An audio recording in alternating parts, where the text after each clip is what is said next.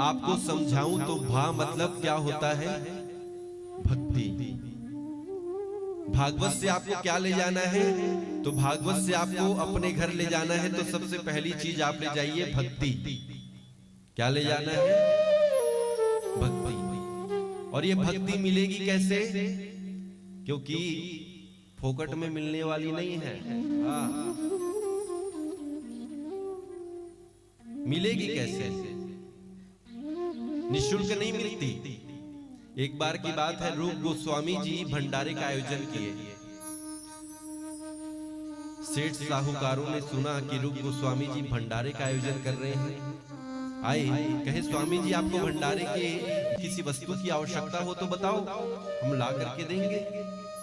तो रूप गोस्वामी जी ने बड़ी सुंदर बात कही, कृष्ण भक्ति रस भाविता मति ही। कुछ लाना चाहते हो तो कृष्ण भक्ति रस भाविता मति ही, कृष्ण रस में डूबी हुई भक्ति लाओ। क्या लाओ? कृष्ण रस में डूबी हुई भक्ति लाओ। कहे मिलेगा कैसे ये तो बता दो। कहे तत्र लौल्य मात्रमपि मूल्य केवलम। लौल्य मात्रमपि मूल्य केवलम। भक्ति को दो वस्तुओं से खरीदा जा सकता है, एक तो उत्कंठा और एक लौल्यता। एक लौल्यता और एक उत्कंठा, ये दोनों चीजों से आप भक्ति को खरीद सकते हैं।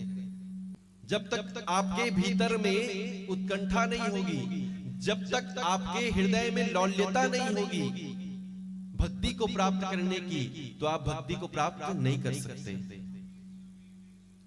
प्राप्त नहीं कर सकते। लौल्यता चाहिए और उत्कंठा चाहिए। एक बार एक शिष्य अपने गुरु के पास गया, कहे गुरुदेव ये बताइए कि भगवान कैसे मिलेंगे। कहे प्रातः काल आना, बताऊंगा भगवान कैसे मिलेंगे। अब प्रतिदिन यमुना नदी में स्नान करने जाया करते थे संत जी।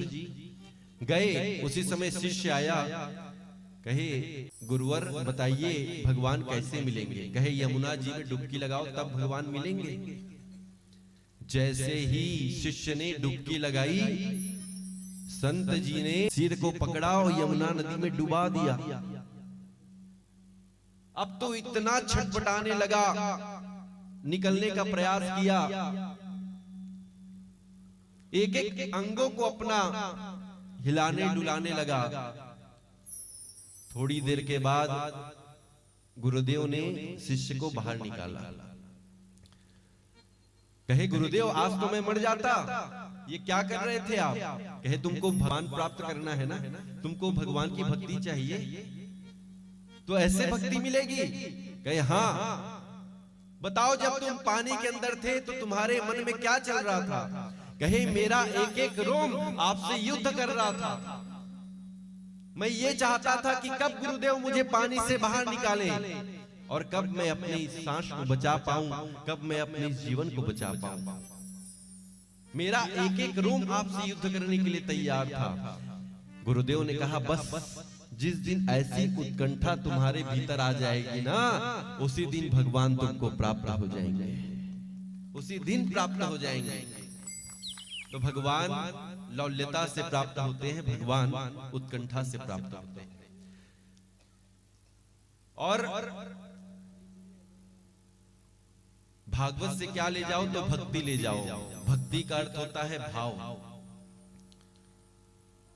भाव ग्राही जनार्दन, भगवान भाव के भूखे हैं। भगवान को कुछ भी अर्पण करो तो भाव सहित अर्पण करो। तो पहली चीज भागवत से क्या ले जाना है, बोलो भक्ति। चलो भक्ति नहीं ले जा सकते तो ग शब्द ज्ञान वाचक, भागवत से ज्ञान ले जाओ। अब किसी ने कहा महाराज भक्ति लौल्यता से मिलती है, तो ज्ञान कैसे मिलता है। तो ज्ञान जिज्ञासुता से मिलता है। जो जितना जिज्ञासु होगा उतना उसको ज्ञान की प्राप्ति होगी। जो जितना जिज्ञासु बन करके कथा में बैठेगा उतना उसको ज्ञान प्राप्त होगा। ऋते ज्ञानम न मुक्ति, बिना ज्ञान के जीवन अधूरा है। इसलिए भक्ति नहीं ले जा सकते भागवत से, तो क्या ले जाओ बोलो, ज्ञान ले जाओ। भागवत एक दर्पण की तरह है। जैसे हम दर्पण में अपने स्वरूप को देखते हैं, कितना सज चुके हैं, कितना सजना बाकी है, उसी प्रकार भागवत भी ये दर्पण है। हम कृष्ण की ओर कितना चल चुके हैं और कितना चलना बाकी है। एक फकीर बहुत दिनों के बाद राज्य में आया। राजा ने देखा कि फकीर आया है, कहे मेरे लिए क्या लाए हो? कहे आपके लिए दर्पण लाया हूं। अच्छा, दर्पण लेकर के क्या करूंगा? मेरा शीश का महल है, जहां देखो वहां दर्पण लगे हुए हैं, दर्पण के अलावा और कुछ मिला नहीं। फकीर ने बड़ा सुंदर बात कहा देखो, उन सारे दर्पणों में तो अपना स्वरूप दिखते होगे, लेकिन जो मैं दर्पण लेकर के आया हूं ना, कभी इसमें अपना जीवन भी देख लेना कि मैंने जीवन में क्या किया है, मैंने जीवन में क्या कमाया है। उन सारे दर्पणों में तो तुम अपना स्वरूप देखते हो, कभी इस दर्पण में अपने जीवन को देख लेना, जीवन को देख लेना। तो भक्ति नहीं ले जा सकते तो ज्ञान ले जाओ, और ज्ञान नहीं ले जा सकते तो भागवत से क्या ले जाओ? वैराग्य। वह का अर्थ होता है वैराग्य। वैराग्य कैसे प्राप्त होगा? तो संसार का अनुभव हमको वैराग्य दे सकता है, या गुरु कृपा से प्राप्त हुई अनुभूति हमको वैराग्य दे सकती है। या तो अनुभव हमको वैराग्य दे सकता है, या तो अनुभूति हमको वैराग्य दे सकती है। या तो ये समझ जाए कि ये संसार निरस है, या तो ये समझ जाए कि हमारे बाके बिहारी सरस है। वैराग्य किसको कहते हैं? घर बार छोड़ देना, जंगल में जाके भजन करना। वैराग्य का अर्थ होता है विशिष्ट राग। घर बार छोड़ने की आवश्यकता नहीं है वैराग्य अगर आपको धारण करना हो।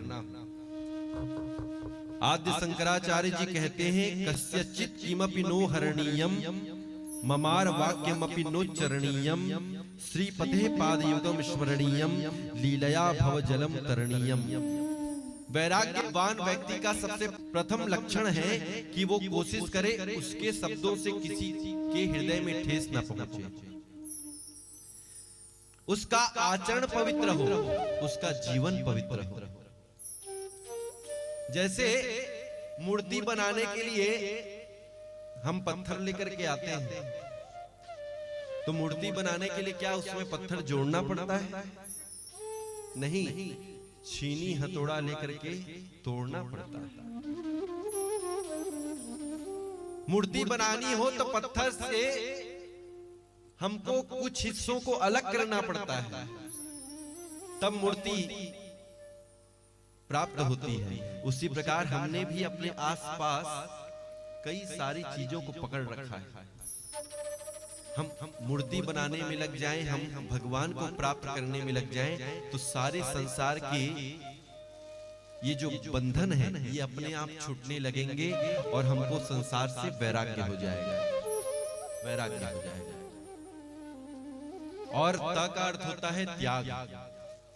बोलो, त का अर्थ क्या होता है? त्याग। त्याग का अर्थ होता है छोड़ना। तो छोड़ना किसको है? कामना। क्योंकि भक्ति में कामना बाधक है। जैसे हमने खीर बनाया, दूध लाया, दूध को गर्म किया, सुंदर किशमिश डाला, सुंदर चावल डाला, शक्कर डाला और अंत में नींबू निचोड़ दिया। मेहनत तो बहुत की, लेकिन सारा गुड़ गोबर कर दिया। उसी प्रकार भक्ति में कामना बाधक है, भक्ति में कामना बाधक है।